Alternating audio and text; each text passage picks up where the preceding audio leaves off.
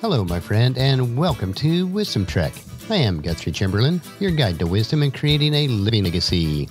Thank you for joining us for our 5-day-per-week Wisdom and Legacy Building podcast. We are broadcasting from the studios at the Big House in Marietta, Ohio. Today is day 931 of our trek, and it is Wisdom Wednesday. Creating a biblical worldview is important in order to have a proper perspective on today's current events. To establish a biblical worldview, it is required that we have a proper understanding of God's Word. Especially in our Western cultures, we do not fully understand the Scriptures from the mindset or the culture of the authors. In order to help us all have a better understanding of some of the more obscure passages in God's Word, we are investing Wisdom Wednesdays reviewing a series of essays from one of today's most prominent Hebrew scholars, Dr. Micheal S. Heiser. He has compiled these essays into a book titled, I Dare You Not to Bore Me with the Bible.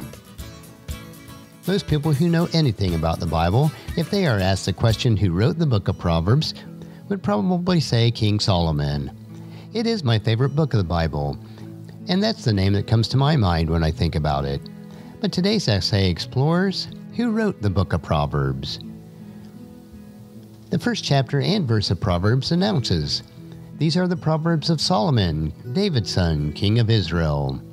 This is reiterated in Proverbs chapter 10, verse 1, and also in Proverbs chapter 25, verse 1. By its own testimony, though, the book of Proverbs has many authors. Proverbs chapter 24, verse 23 tells us, here are the further sayings of the wise, which literally means the wise ones. The same idea that the Proverbs in this book were written by a number of sages and is reiterated in Proverbs chapter 1, verse 6 and Proverbs chapter 22, verse 17. We find that old traditions die hard, and the authorship of Proverbs is still hotly debated. So what role did Solomon actually play in writing the wisdom literature? Is it possible that Solomon also had a pen name? In some of the passages of Proverbs, the sages who wrote the book are actually named. Proverbs chapter 30, for instance, was written by Agur, son of J.K., and it is noted as such in chapter 30, verse 1. An interesting fact is that we know nothing else about him. Some believe Agur was a pen name for Solomon. However, there is little evidence to support this. The name may also be translated more commonly, the Assembler, which may point to an anonymous collector of Proverbs who also wrote chapter 30. Proverbs chapter 31, verse 1 informs us that King Lemuel wrote this famous chapter about a virtuous woman. In this verse, we learn that Lemuel was taught Proverbs by his mother. There is little else known about this elusive king. Jewish tradition views this writer as yet another pen name for Solomon, but there is no reliable proof for that connection. But the book of Proverbs is in the tradition of Solomon. Proverbs chapter 25, verse 1 provides another insight about the authorship. And it says, these are many Proverbs of Solomon, collected by the advisors of King Hezekiah of Judah. The word translated collected can also mean transcribed. This suggests that some of the Proverbs, perhaps chapters 25 through 29, were produced by scribes living in the day of Hezekiah, which was 715 to 687 BC, and this is well after the lifetime of Solomon. At least one anonymous sage did contribute to Proverbs. Portions of Proverbs chapter 22 through 23 come from an Egyptian wisdom text composed before Solomon's lifetime, and this was the instructions of Amenemope. In addition, Proverbs chapter 1 verse 25 appears to be quoting Jeremiah chapter 20 verse 7 and certain portions of Zechariah 7. However, just because there may have been latter additions to the book of Proverbs doesn't mean that the entire book is dated later than Solomon. There is also the possibility that Jeremiah and Zechariah were actually drawing their quotes from Proverbs. We also see some tradition from Egypt in the book of Proverbs. Because Proverbs chapter 22 and 23 draws from an ancient Egyptian text that certainly predates Solomon, it seems likely that Solomon may be one of the authors.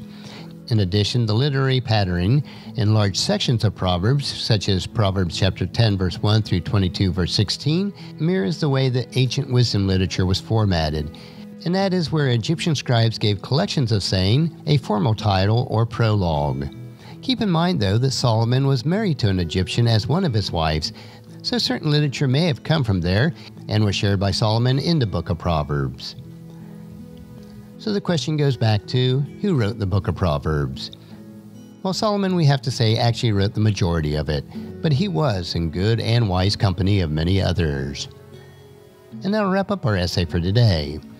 Next Wisdom Wednesday, we will continue with the Old Testament as we look at Dr. Heiser's next essay called Emmanuel's Mother, Virgin or Not. I believe that you'll find this another interesting topic to consider as we build our biblical worldview.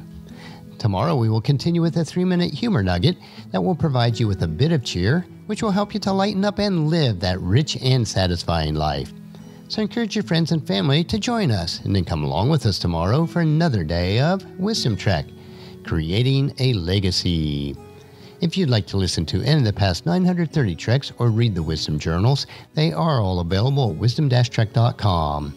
And I encourage you to subscribe to Apple Podcasts or Google Podcasts so that each day's trek will be downloaded to you automatically.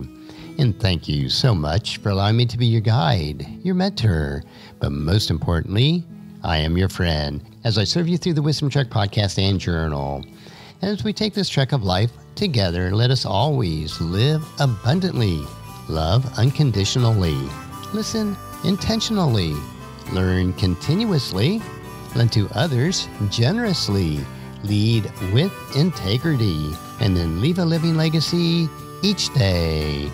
I am Guthrie Chamberlain, reminding you to keep moving forward, enjoy your journey, and then create a great day every day. See you tomorrow.